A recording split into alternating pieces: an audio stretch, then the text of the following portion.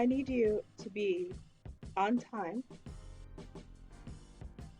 I need your reports to go out on the 10th of each month.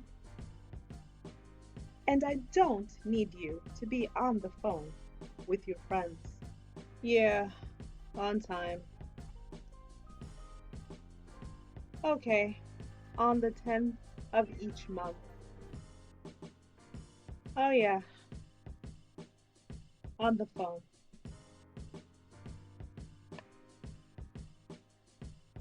And what are you, a Hollywood movie star?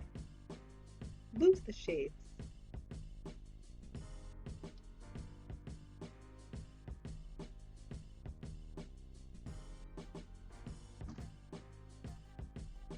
The preposition on is used to describe time, frequency, and location.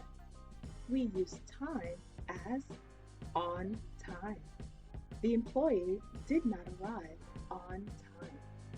Frequency on the 10th of each month.